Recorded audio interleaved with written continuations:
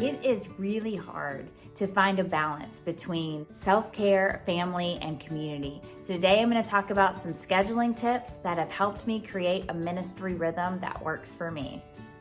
Let's do this.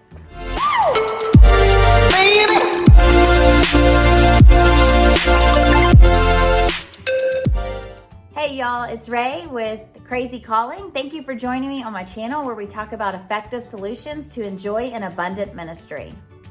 We all struggle with self-care in ministry, let's face it. We're just going all over the place and we forget to take care of ourselves. If we don't fuel our engines, we're just not as effective in the ministry as we could be. And that's the entirety of our ministry, our family life as well as our community life. It's really important to find a good rhythm in those things. And the best way to have good self-care is to have a plan, as well as great momming, great wifing, great pastoring. All of those things start with a plan. So here are a few of my tips to help you accomplish that. Tip number 1, find a system that works for you. There are so many different kinds of systems. So let me tell you something. If you started a system in January and you got it all squared away and it was all ready to go and everything was worked out, and by February you were no longer using that system, girl, get rid of that system. That ain't your system, okay? There are systems that will work for you. So it might be a computer system, it might be a phone app, it could be a paper planner with different layouts and different ways to do that. There's all different kinds of systems. There's great YouTube instructionals on how to figure out a system that may work for you. So figure out something that works for you, which may be a process. For me, it's been kind of an evolution of what really works the best, and it changes and tweaks a little bit, appointment to appointment, wherever I live, whatever my responsibilities are at the time. So find something that works for you and stick with it, because a plan helps you feel so much more in control and far less overwhelmed. Tip number 2, proper order of planning.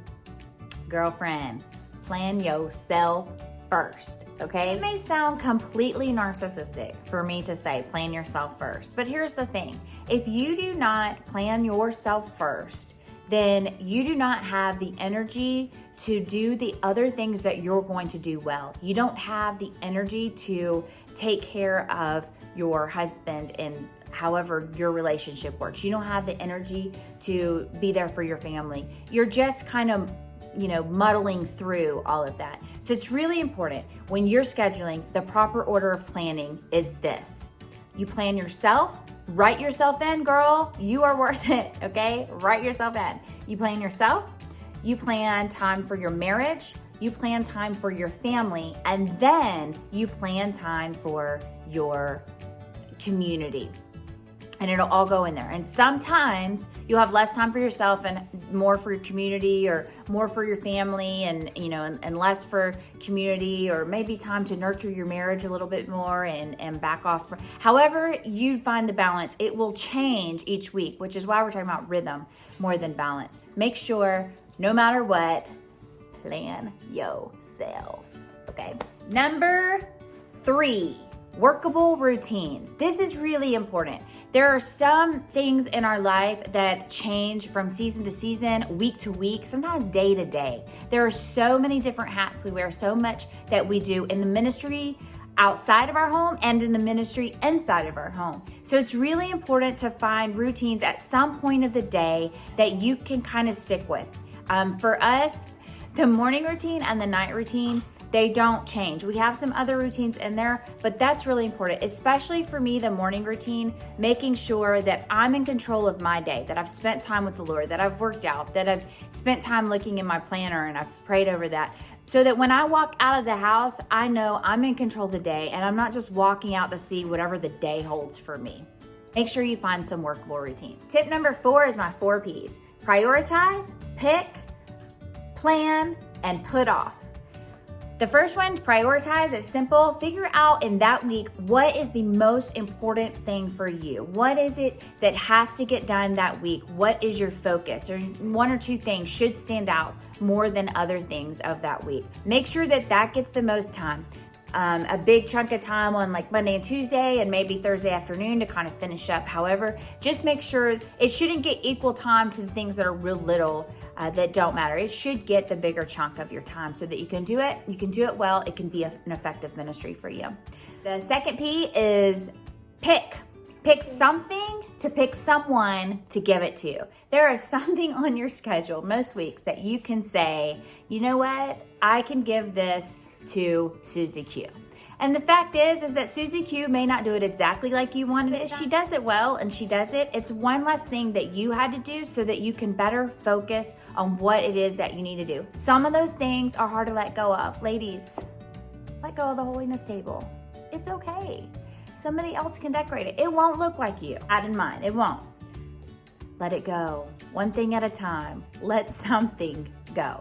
The third P is plan. Plan to have unplanned time. I used to fill up my entire calendar when I first started with just all of this stuff, and I'd get so discouraged and frustrated at the end because I didn't get anything done, right? You said it, like I had this whole plan and I didn't get anything done. You did. You just didn't have enough time that was empty for those interruptions so that you could move something around that was important so you could still have time for those prioritized times. And you didn't write in what it was that you did. So you're looking at it thinking, I didn't do any of this stuff. Right, but you did do something. So leave time that's unplanned so that you can move things around in the things that come up that are going to come up. There are going to be interruptions. If there's not, let me know where you are so I can ask to go there, because there's always interruptions to a planned week. So have room to move things around, little room in the margin, and I'll talk more about that on another video.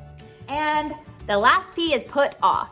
Put off what you doesn't have to get done this week. When you start filling up the week and you look at your stuff and you're like, well, I've got to get all of this done. But what do you not have to get done this week? What can be put off? And I'm not talking about put off for procrastination's sake. I'm talking about put off for priority's sake, so that in the things that are important, you can be the most effective. There may be some things that you can put off a week or even 2 weeks or even 3 weeks. There may be something that just needs a little bit of working time each week. I'm gonna spend half an hour, each week kind of building this up until it's ready to really spend more time in and present. It may just not be for this season. So put off what you can put off, not what's due, not what has to be done, but what can wait for the things that are more important for this time. Tip number 5 is have fun. Have fun, ladies. We get our planner, we get all of the stuff that we have to do, we sit down to plan, and we start putting stuff in, and now I'm telling you also, make sure you put yourself in and your family in, and all of these things. And so